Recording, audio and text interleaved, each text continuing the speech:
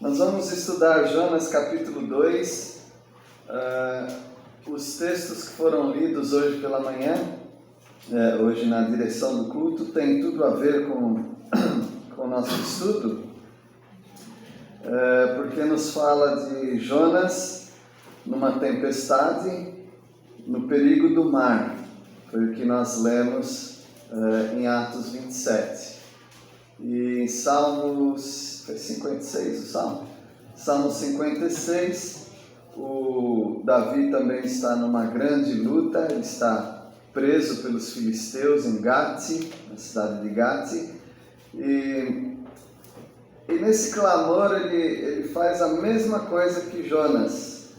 Ele diz que vai pagar os votos dele, que ele vai servir ao Senhor assim que ele sair daquela dificuldade. E Jonas faz isso também. Então, tem muito a ver um texto com o outro. E hoje nós vamos estudar sobre debilidades. Queria que vocês pensassem um pouquinho em 3 palavras: debilidade, fragilidade e fraqueza. Pensa aí um pouquinho. Dou as boas-vindas também para o Cláudio, né? Sim. Seja bem-vindo, viu, Cláudio? Obrigado.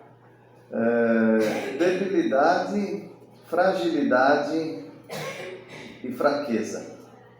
Parece que é tudo igual, né? Alguém poderia dar uma definição de fragilidade? Fácil de quebrar. Fácil de quebrar. Isso. Fragilidade tem a ver com essa facilidade de quebrar. Cuidado, frágil, que vem nas caixas, né? Fraqueza. Fraqueza já seria um estado total de falta de força, né? Fraqueza. E debilidade, segundo os dicionários, tem a ver com decaindo a força.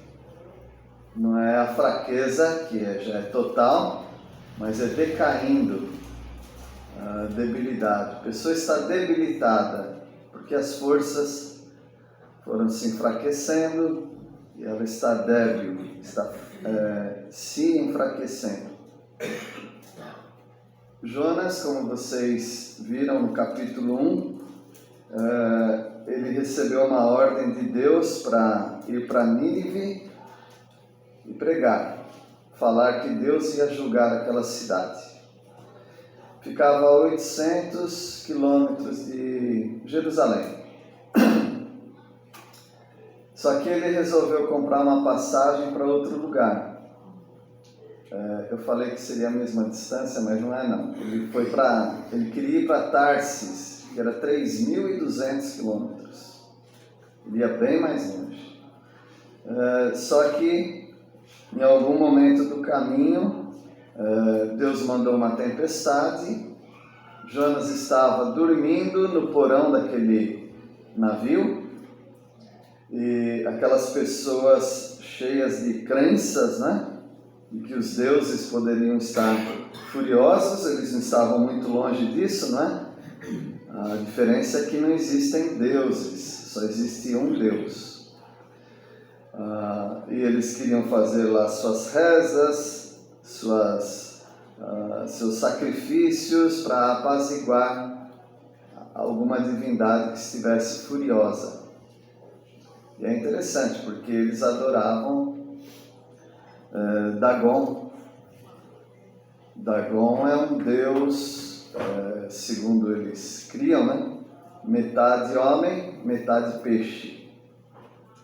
E aquele Deus furioso, um Deus dos mares também, estava querendo acabar com eles. Então eles tinham que descobrir quem ali naquele navio estava provocando a divindade. Tinha um homem dormindo no porão. Esse era Jonas, o fugitivo, fugindo da presença de Deus. Acordaram-no e deram uma bronca nele, né? Você tem que orar com a gente, você tem que fazer alguma coisa. Ele disse: olha, o mar está assim por minha causa. Aí ele deu o testemunho dele, quem ele era, o servo de Deus, do único Deus, o Deus de Israel. Ele era um hebreu, e ele até sugeriu: me joguem no mar e a tempestade vai acabar. Então é interessante como um servo de Deus, desobedecendo a ordem clara de Deus, pode causar tanto problema, mas em um momento de debilidade até, ele resolve fazer aquilo que é certo. Acabe comigo, que o problema acaba também. E ele foi lançado no mar, e um grande peixe, a Bíblia não diz que peixe que era.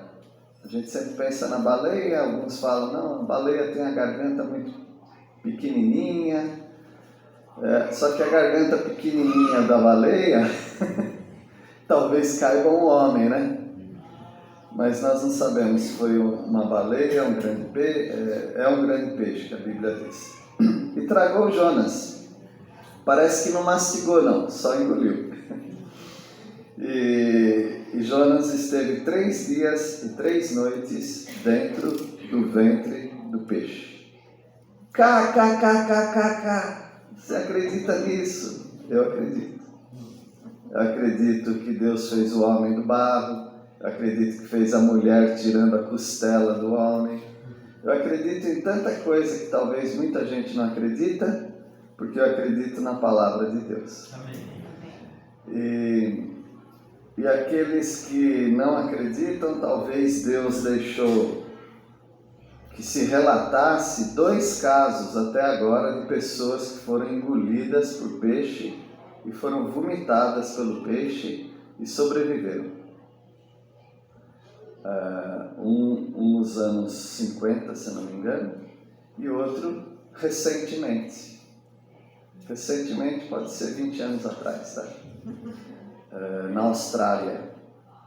Então, ambos saíram sem pigmentação na pele, saíram brancos, certamente por causa dos ácidos, né?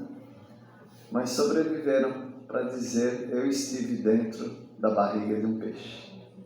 Então Deus faz essas coisas, aí as pessoas falam: então pode acontecer. Mesmo que não tivesse nenhum caso, foi o que aconteceu, é o que a Bíblia relata. Agora eu quero convidar todo mundo para ficar dentro da barriga do peixe, tá bom? Então esse recinto aqui virou o ventre do peixe. Nós estamos aí, tá? Dentro da barriga do grande peixe. O que pode acontecer lá? Água para cá e para lá, você também para cá e para lá, algas na sua cabeça, descolando lá das paredes do estômago do bicho, caindo em você cuspindo a alga, você naquele ambiente, talvez uns peixinhos nadando. Então esse é o ambiente dentro de um peixe, provavelmente. E Jonas, dentro desse grande peixe, ele vai orar. Deus ouve você onde você estiver. Eu fiquei meio claustrofóbico ao ver, enquanto tem a Copa aí, quase não noticiaram nada, né? Mas o terremoto na Venezuela. Centenas de mortos, feridos e um país quebrado, sem recursos para tirar pessoas dos escombros.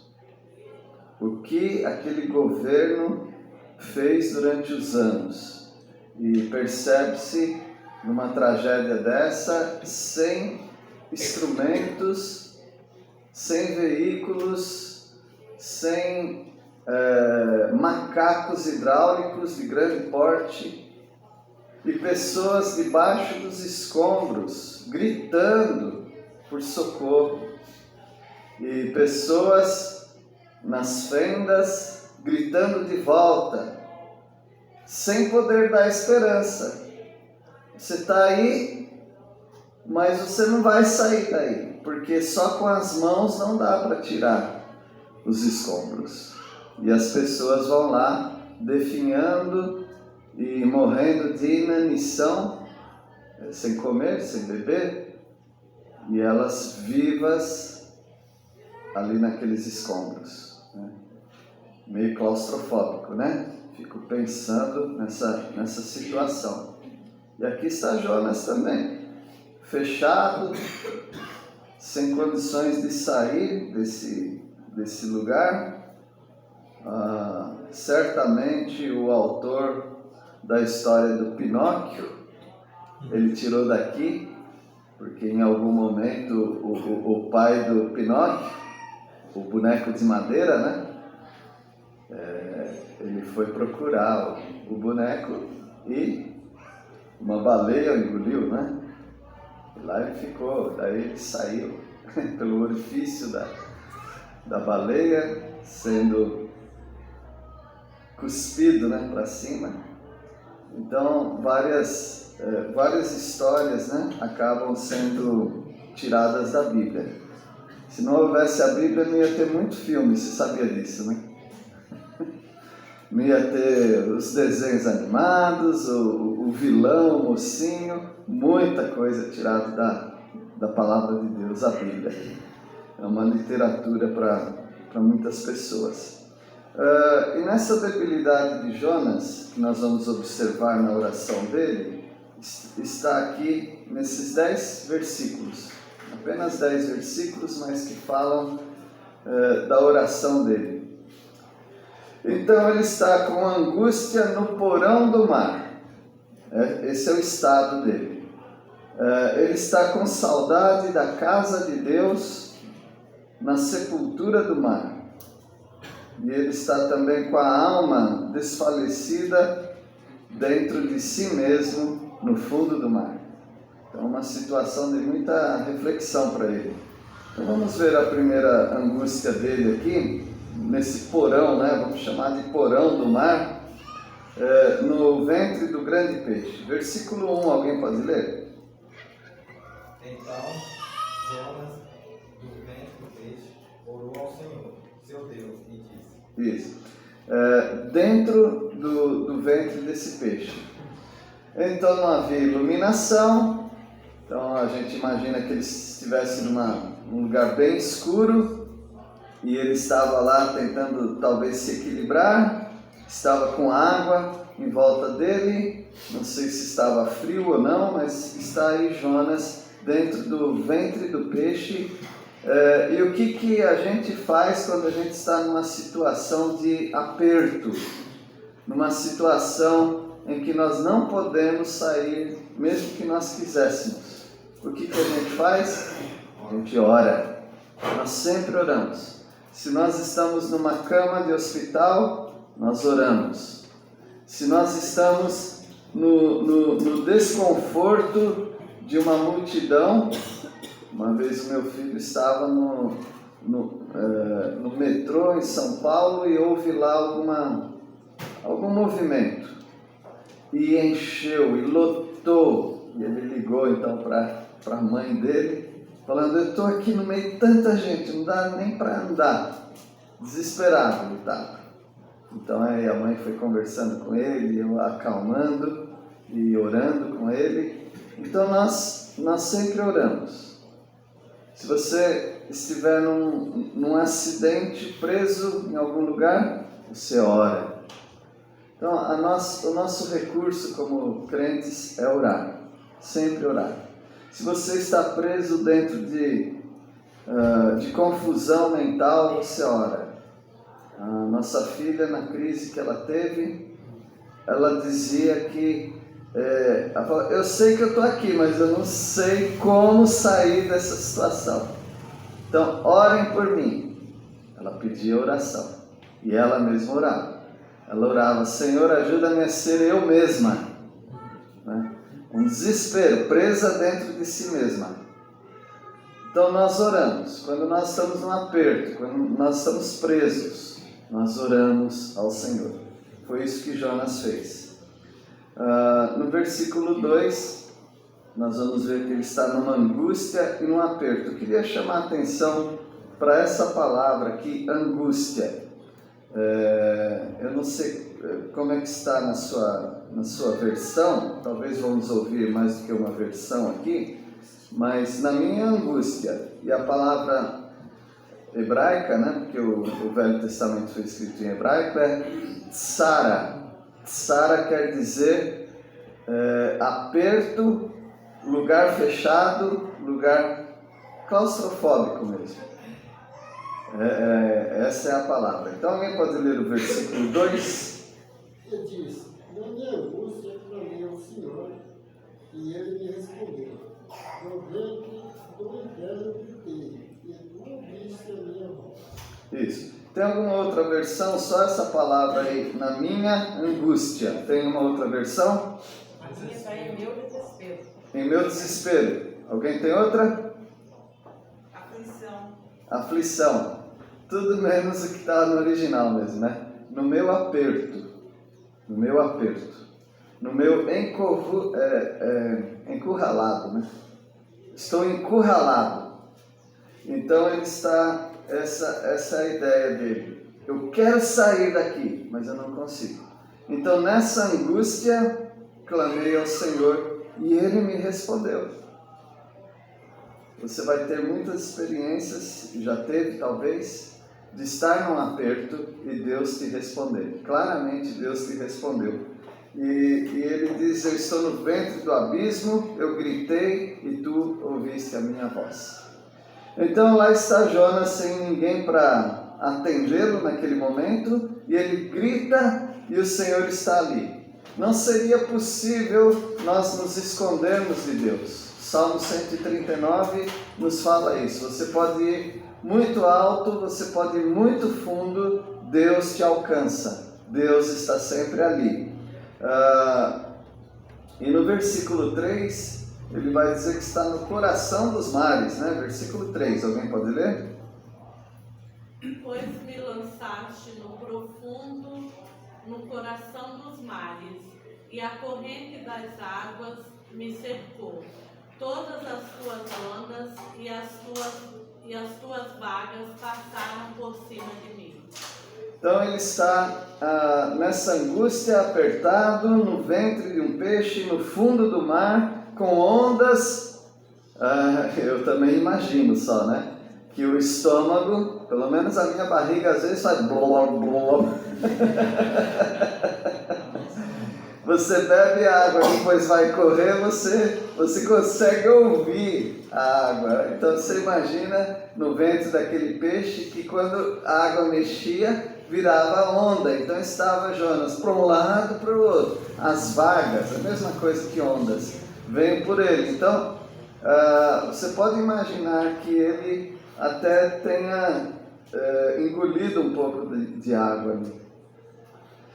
E ele fala que tu me lançaste ali. Meus irmãos, talvez possamos ver a vida como pessoas ou nós mesmos fazendo algo. Mas Jonas, ele conseguiu ver, Deus me jogou aqui. Não foram os marinheiros que me jogaram no mar, foi Deus. Deus me jogou no mar, Deus preparou um grande peixe e eu fui engolido e colocado aqui por Deus.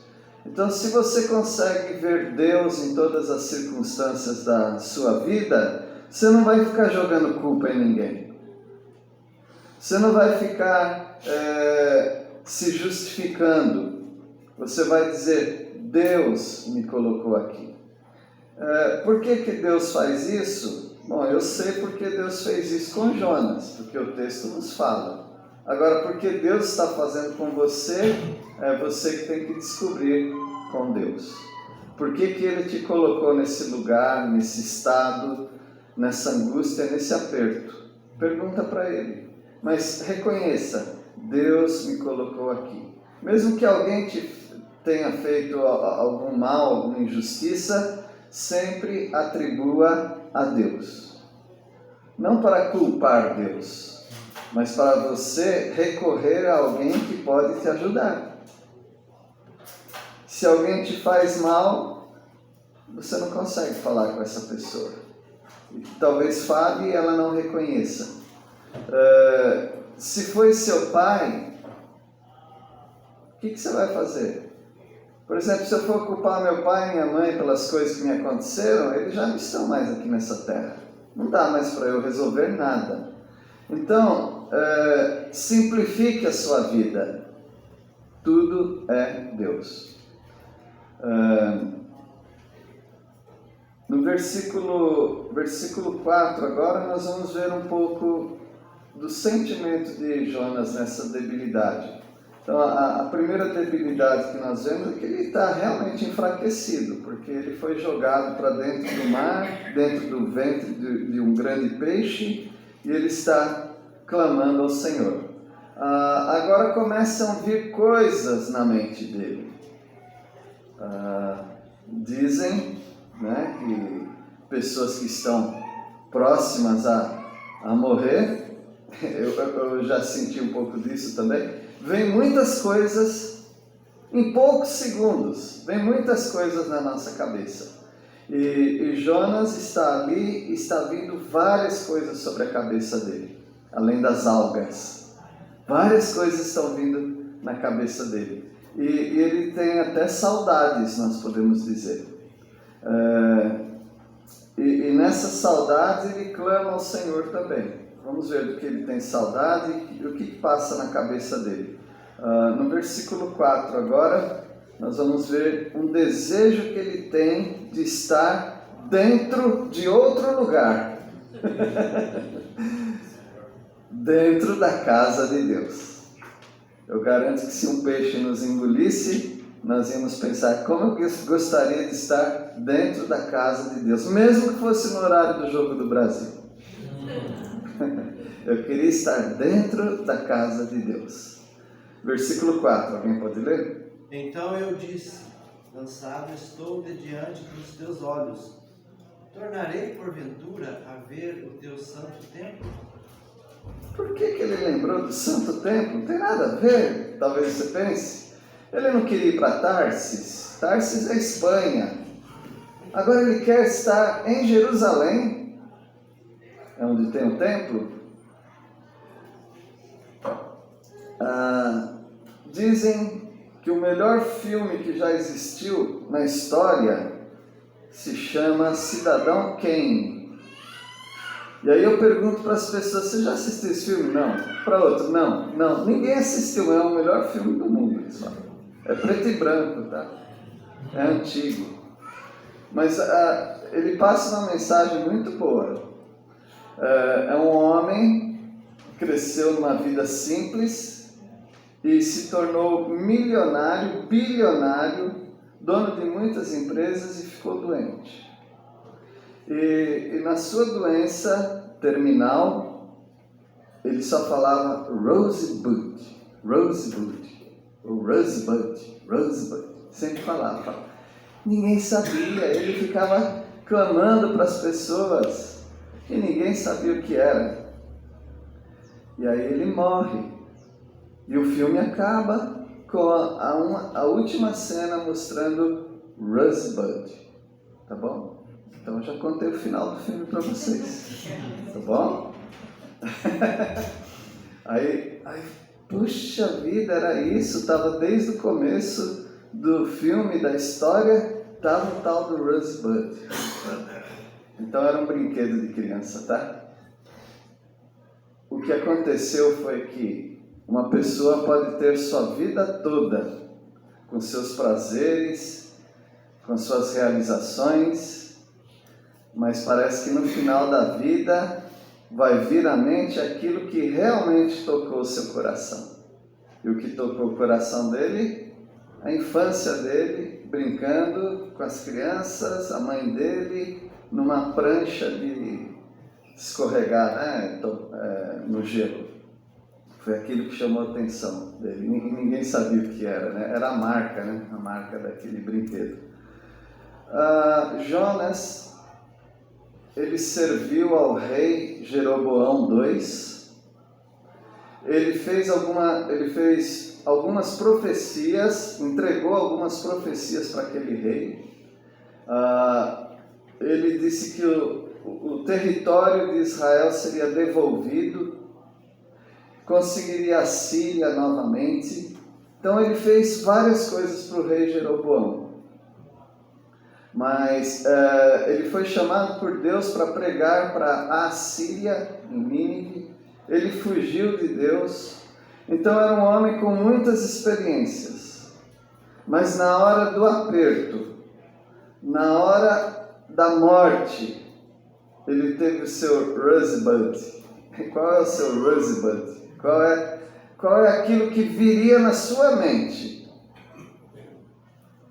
no momento de angústia desse? E no momento de angústia, ele se lembrou da casa de Deus. Da casa de Deus. Dona Maura, me permita contar essa experiência que foi muito tocante, visitando o seu Wilson, né, na sua doença. E eu conversava várias coisas com ele, do emprego dele, do trabalho, o entregador recolhia, entregava leite e tudo mais, e ele fez muita coisa na vida. Eu falei, o senhor tem saudade de alguma coisa? Ele falou, sim. Do quê? De estar na igreja. E era recente para ele, não era nem as coisas mais antigas, mas é aquilo que era mais importante para ele. E ele sempre falava, quero ir para a igreja, né? E agora ele está na Assembleia dos Santos, na glória, né?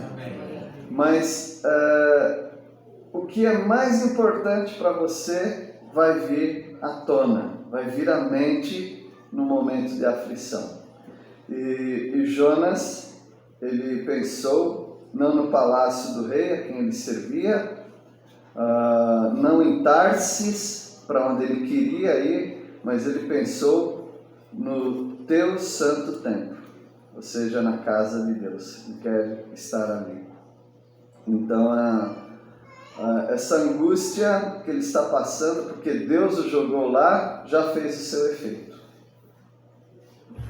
Então, se você passa por algum sofrimento e Deus alcança o seu coração, já valeu todo o sofrimento. E muitas vezes é o sofrimento que nos chama a atenção. Como um escritor disse, que o sofrimento é o megafone de Deus para o mundo.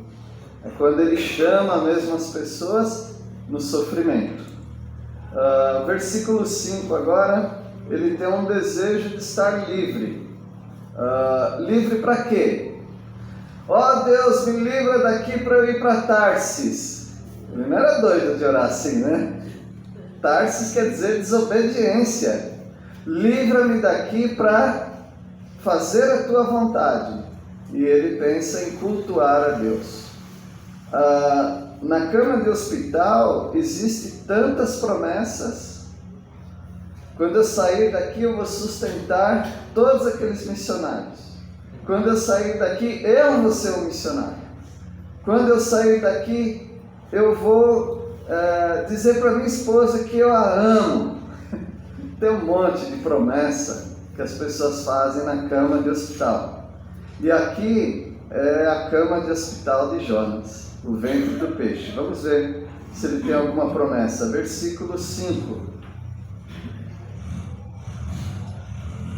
As águas me cercaram até a alma, o abismo me rodeou, e as algas se enrolaram na minha cabeça. Então notem que ele sente que aquela água, ou aquelas águas ali, chegaram até a alma dele, ou seja, Deus atingiu o âmago, o cerne, o centro da vida de Jonas, que é a alma dele. Esse abismo me rodeou. Então ele não tem escapatória. Ou ele se arrepende daquilo que ele fez contra Deus, ou ele fica blasfemando de Deus até morrer. Mas ele resolve então que ele precisa consertar a vida dele. E ele volta a sua atenção a Deus, e você vai ver aqui no versículo 6, o desejo que ele tem de viver novamente. Eu já disse para os irmãos, alguns comentaristas acreditam que Jonas morreu, realmente ele morreu. Ele ficou morto e Deus o ressuscitou. Eu não tenho por que pensar assim, mas também não acho nenhum absurdo, porque Deus já ressuscitou pessoas, né? Ele diz que ele está no Sheol, no hebraico é Sheol, o abismo, né? Quer dizer, o lugar dos mortos. Ele fala isso daí. Então, às vezes ele está falando em figura de linguagem e outras vezes ele está falando literalmente. Então, nós não sabemos dividir exatamente o que está acontecendo. Mas, se Jonas morreu ou não, uma coisa é certa. Ele, no ventre daquele peixe, ele realmente pensou, daqui eu não saio mais. Se eu sair daqui é porque eu vivi de novo. Versículo 6, alguém pode ler? Descia aos fundamentos dos montes, descia até a terra, cujo ferrolho se correram sobre mim, para sempre. Contudo, fizeste subir do sepulcro a minha vida, ó Senhor meu Deus. Então ele desce até os fundamentos do monte, até a terra. Ele está no mar e ele fala dos fundamentos, dizem que tem mais montanhas debaixo do mar do que na superfície da terra. Então os lugares mais profundos do mar chegam a 10.000 metros. E a montanha mais alta que nós temos, que é o Everest, tem quantos metros? 8.000, né? Então tem muita montanha debaixo das águas, né? No mar. E ele está ali no Mediterrâneo, mar Mediterrâneo, ele está ali, naquele fundo do mar mesmo, e ele fala que Deus me trancou aqui e fechou o ferrolho. Eu ia falar tramela, mas ninguém mais conhece essa palavra. Só eu. Só tramela. Minha mãe fala, fecha essa tramela. Quando está falando muito. É aquele ferrolho de fechar, né, um portão. E ele sente, então, Deus me jogou aqui e me fechou. Eu estou confinado, estou encurralado, estou trancafiado nesse lugar. Mas olha a esperança dele, ou pelo menos o pedido dele, né? Fizeste subir da sepultura a minha vida, ó Senhor meu Deus. Ele ainda está lá, mas ele já ora como se tivesse acontecido. Deus me deu vida novamente. Ou porque ele morreu? Não sei. Mas de alguma maneira ele sente, Deus me deu vida novamente. Eu precisava viver, eu estava morto. Em Efésios 2:1, o que diz aquele versículo? Vocês lembram? Ele nos deu vida, estando nós mortos em delitos e pecados. É assim que Jonas estava. Ele estava morto. Ele não estava morto dentro da barriga do peixe. Ele já estava morto quando ele comprou a passagem para Tarsis. Ele estava morto. Então, talvez muitos estejam mortos, mesmo andando para cá e para lá, pagando suas contas, recebendo seu dinheiro, se divertindo, mas eles estão mortos. Porque quem está afastado de Deus está morto espiritualmente e precisa vida. E Jonas, ele ganhou vida dentro do ventre do peixe. Foi ali que ele ganhou vida. Foi ali que a alma dele subiu da sepultura. Foi ali que ele foi ressuscitado para uma nova vida. Nunca mais ele vai pecar? Não. Quem lê Jonas vai saber que ele errou ainda. Mas naquele momento, isso que é importante, naquele momento ele é revigorado pelo Senhor na sua fé.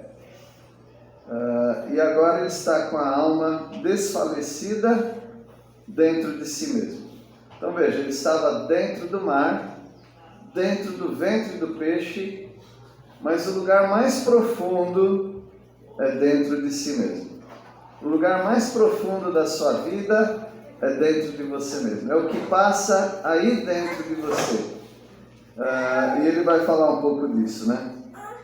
Então, dentro de si, o profeta está acabado, exaurido, ou seja, está exausto. Versículo 7, alguém pode ler?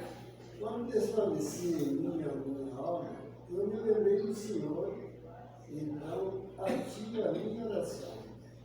Então ati a minha oração.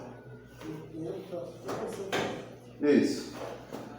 Quando dentro de mim, então ele esteve dentro do porão do navio, dentro do mar, dentro do ventre do peixe, mas o lugar mais profundo é dentro de si mesmo.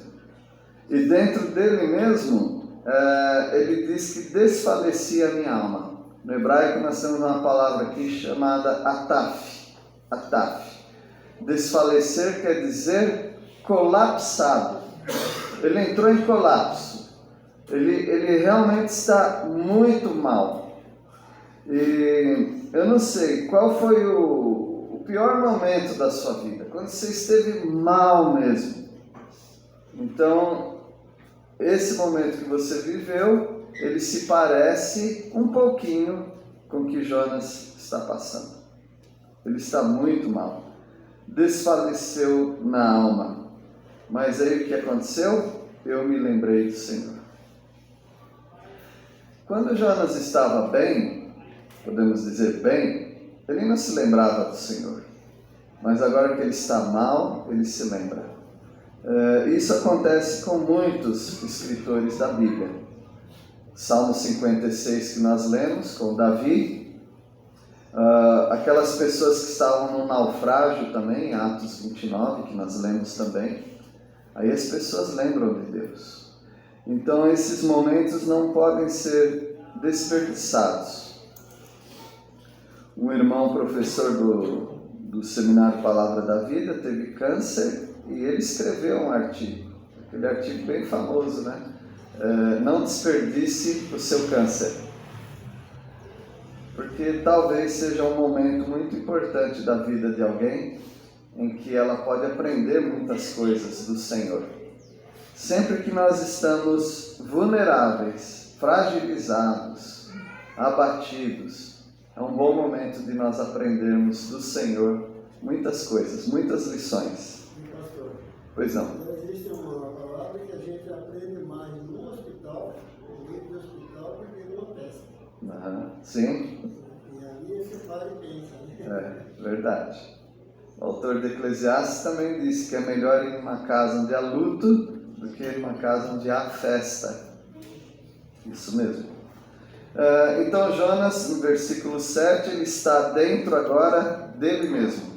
E dentro dele mesmo desfalece a alma, ele se lembra do Senhor, sobe a oração até Deus no teu santo templo. Veja, ele estava com saudade do templo.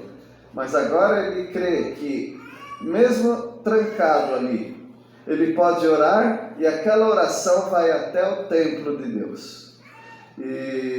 Ou o santuário de Deus no próprio céu, né? E o versículo 8, dentro de si, o profeta começa a se lembrar das pessoas que ele deveria ter lembrado antes, os idólatras. Ele começa a pensar nas outras pessoas. Meus irmãos, quando Deus transforma a nossa vida, nós começamos a pensar nos outros.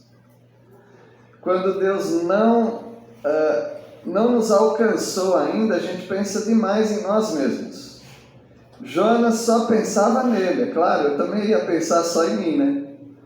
Naquele estado. Mas agora que Deus já o alcançou, ele já ganhou vida novamente, ele começa a pensar nos idólatras. Porque quando Deus o mandou ir para Nínive, lá é um povo de idolatria. Ele tinha que pensar neles. Agora ele está pensando na idolatria. Como essas pessoas precisam de Deus? Versículo 8. Alguém pode ler? Os que se entregam à idolatria vã, abandonam aquele que lhes é misericordioso. Os idólatras abandonam Deus. Todo idólatra abandona Deus.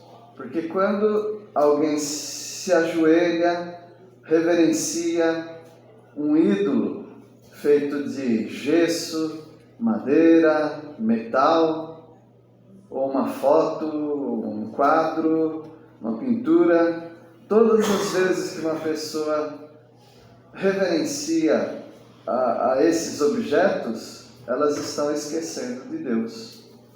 Porque Deus, Jesus mesmo disse que Deus é Espírito e importa que as pessoas o adorem em espírito e em verdade.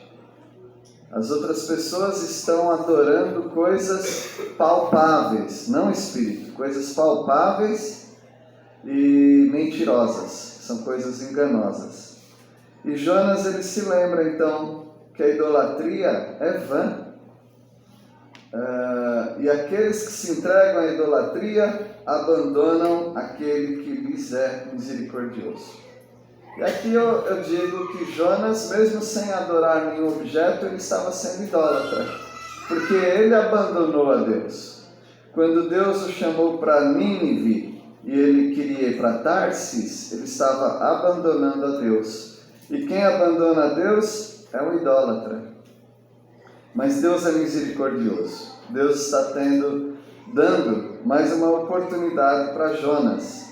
E nós vamos ler o versículo 9, que dentro de si mesmo, Jonas faz promessas a Deus. Versículo 9. Mas eu oferecerei sacrifício com a voz do agradecimento, o que eu votei e pagarei. Do Senhor vem a salvação. Do Senhor vem a salvação. Jonas está, como um profeta que é, ele está profetizando a sua saída daquele peixe. Ele está dizendo, eu vou sair desse peixe. E saindo desse peixe, eu já sei o que eu vou fazer. Eu vou para Tarsis. Oh, não. Nunca mais vou falar Tarsis na minha vida. Eu vou para onde? Eu vou para a casa de Deus, eu vou oferecer sacrifícios e eu vou pagar aquilo que eu votei. A promessa que eu fiz para Deus, eu vou pagar. Então as pessoas em momentos de aperto, em angústia, elas fazem promessa, não tem jeito. Por mais que você não queira, você faz uma promessa. Senhor, se eu sair daqui, eu vou ser uma pessoa melhor. Eu vou fazer isso, vou fazer aquilo. Nós fazemos promessas. Se vamos cumprir ou não é outra coisa, mas nós fazemos promessas. Vamos ler, João Marcos, aquele salmo lá? Qual que é? 56. Aqui, Davi, ele está preso. Os filisteus o prenderam. E nessa angústia ele fala, tem misericórdia de mim. E tem muita coisa aqui a ver com o que Jonas estava passando. E onde que ele fala aí que ele promete e vai pagar também? 12. Pode ler o 12 então, João. Cumprirei os votos que fiz a ti, ó Deus, e te oferecerei um sacrifício de gratidão. Isso.